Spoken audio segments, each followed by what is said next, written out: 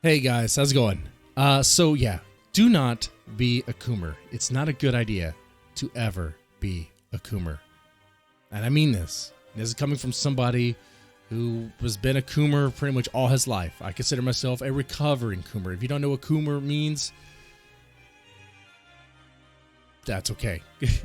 Obsessed with adult entertainment. Okay? Videos and magazines and stuff like that. You know what I'm talking about.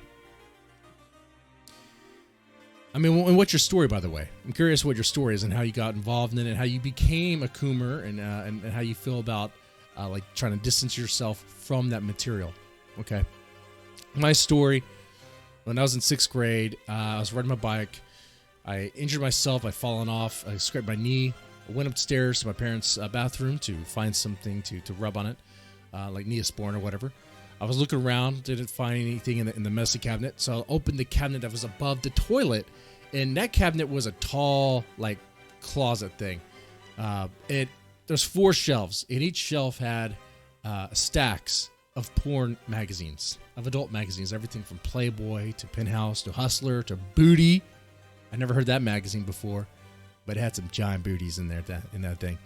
And you know what? Now look at this memory with fondness. I do, because it was an interesting time in my life, and it really kickstarted, it really set the momentum for me becoming a heavy Coomer. And I say heavy Coomer, I mean adolescent Mr. Deadman, okay, in his room with porn magazines.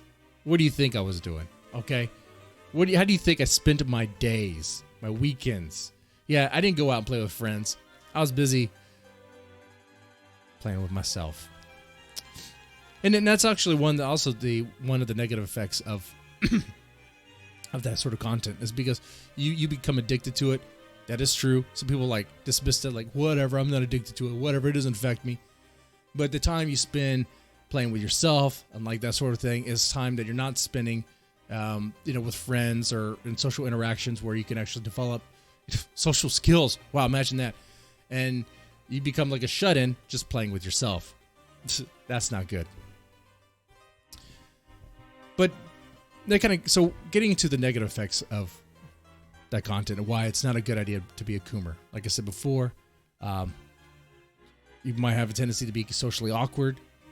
There's studies that show that adolescent boys that get in heavy into porn do not develop social skills very well. Because they're not engaging. They're not engaging with others. They're said playing with themselves all day. The other thing is, it does mess with your dopamine. You hear this quite a bit. Messes your dopamine like that hard drug, is like cocaine and stuff. And that is true. It does. But like, oh, that's not a big deal. It is a big deal. That's kind of the reason why, you know what I'm talking about, why you need more and more and more hardcore content, or more variations in your content, because you're looking for the next fix, kind of like that of a drug fiend. It does mess with your ability to get into relationships, because it does obscure it distorts reality of what you think is an appropriate way to approach someone, especially want them to go on a date with you, and especially appropriate ways to go about things in bed. And let's just say it this way: if porn is your sex education, your education is flawed.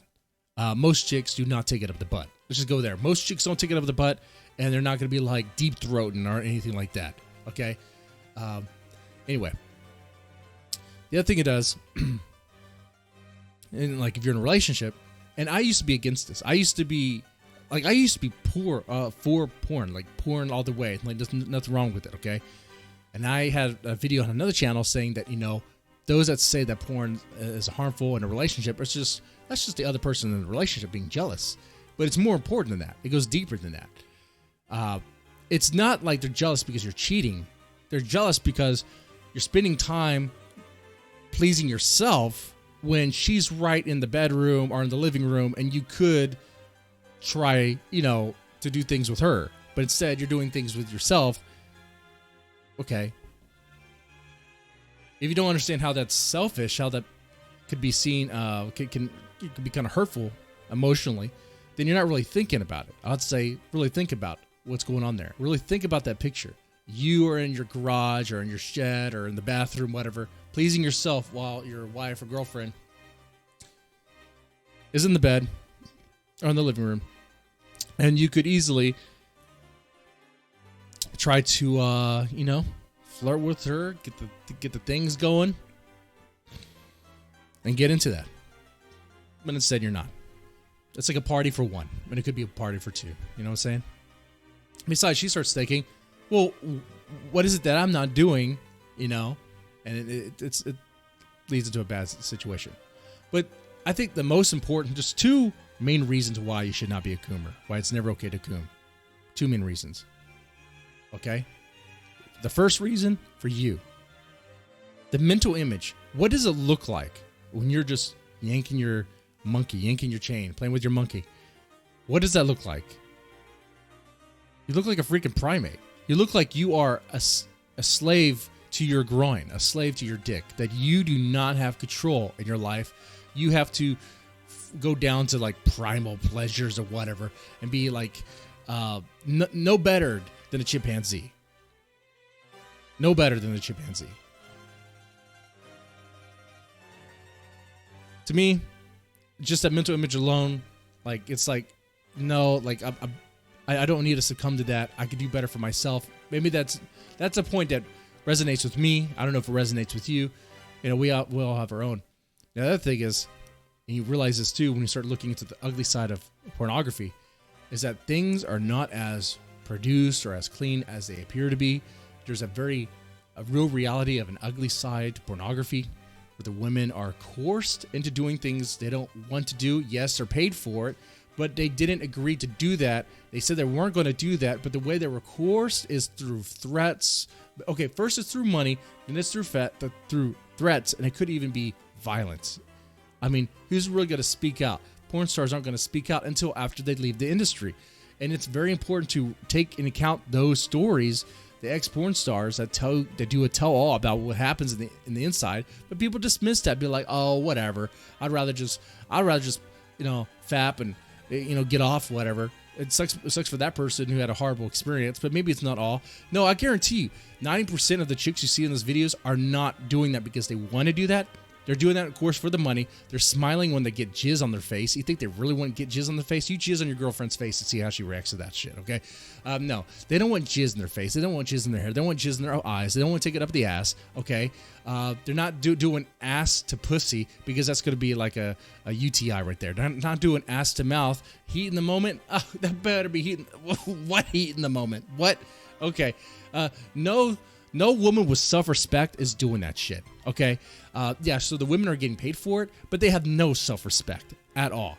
And you know that. You wouldn't want your daughter to work in porn. If so, you're a horrible parent. And I believe that fully, to the fullest extent.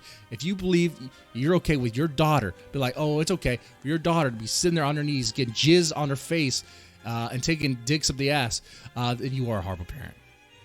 Especially when that's something she doesn't want to do. Especially, most likely, based on the stats, something she doesn't want to do, right? Something that's very painful. Something that's going to lead to, like, anal bleeding and getting stitches and stuff. See, this is also the point that resonates with me, as you can tell, because I'm going off on this, talking about this. So the two main reasons why I don't coom, why you shouldn't coom, is that, one, the way it looks for you, being a savage, being like that of a monkey. Two, the way the women are treated in the industry.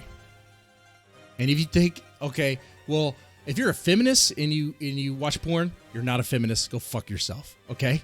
See, now I'm getting vulgar. Now I'm getting heated. So